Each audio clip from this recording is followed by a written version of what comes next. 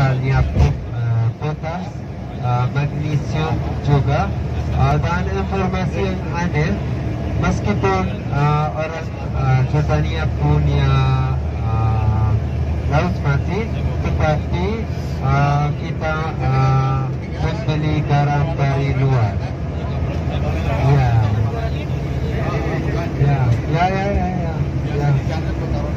karena Bismillahirrahmanirrahim. Assalamualaikum warahmatullahi wabarakatuh, teman-teman. Kita sekarang berada dengan jarak cuma satu pandang mata ke Israel. Di depan kita sudah ada Israel. Sini dulu, saya sama Bang Akbar, teman setia perjalanan menelusuri sejarah ke ujung dunia. Sudah pernah Tanjung Harapan, dan sekarang kita justru berada di bawah terendah dari 424 meter di bawah permukaan laut. Inilah titik terendah di permukaan bumi. Titik terendah di permukaan bumi adalah laut mati. Sebelah kita sudah ada Israel ya, tapi dan atau secara officially disebut sebagai otoritas negara Palestina. Tapi negara kita secara diplomatik tidak pernah mengakui keberadaan negara Israel. Ya, hantunya dulu dong. Hantunya bagus. Jadi negara kita Indonesia tidak akan pernah mengakui kemerdekaan, tidak akan pernah mengakui keberadaan negara Israel. Untuk itulah di paspor memang kita tidak boleh pergi ke Israel. Boleh kalau pakai paspor hijau lewat tepi barat ya. Di sebelah itu sudah ada tepi barat oleh Palestina, dikuasai oleh Fatah kalau tepi barat. Hamas menguasai yang selatan, Gaza, jalur Gaza dekat laut menuju ke Mesir. Kita lihat ya teman-teman.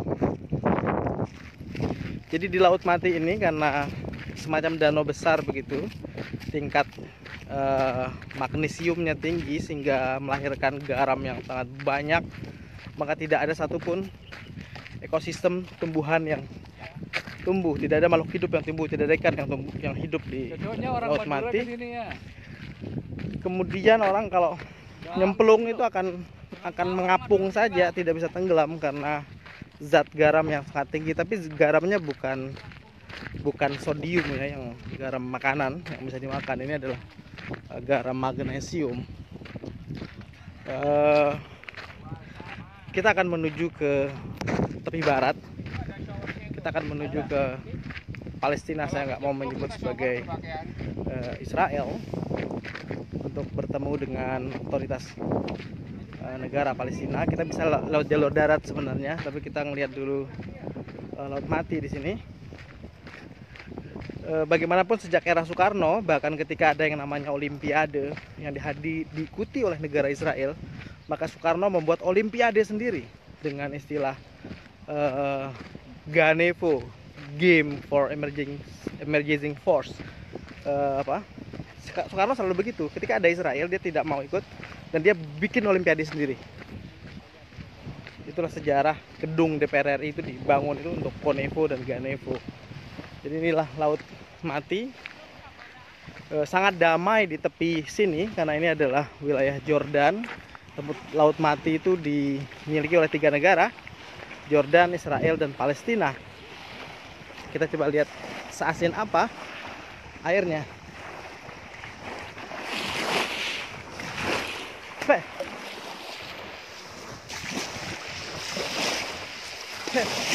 Memang sangat asin teman-teman, sangat asin.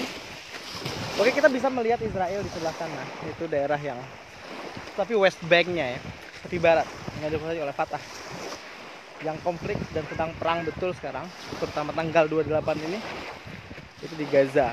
Israel kembali mengebom dan kita akan bertemu dengan otoritas negara Palestina. Asin, saya sedang berpuasa. Untuk berbicara tentang bahwa kemerdekaan negara Palestina adalah utang yang belum dibayar oleh Indonesia. 17 Agustus 1945, negara yang pertama kali mendukung dan menyatakan mendukung kemerdekaan Indonesia adalah Palestina. Maka kemerdekaan Palestina adalah hutang yang belum terbayar oleh pemerintah Indonesia. Siapapun rezim, siapapun pemerintahnya, konsisten politik luar negeri kita terkait Israel. Dan tidak ada perbedaan pendapat di kalangan masyarakat pun tentang bahwa kita harus menolak dealing of the millennium yang dibuat oleh Trump tentang Israel, dealing abad ini gitu, bahwa kita tetap dengan politik diplomasi dua negara. Itu kebijakan luar negeri kita.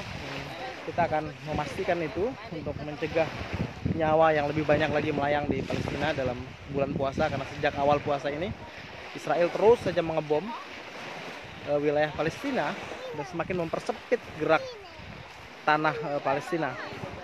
Sebentar, asin.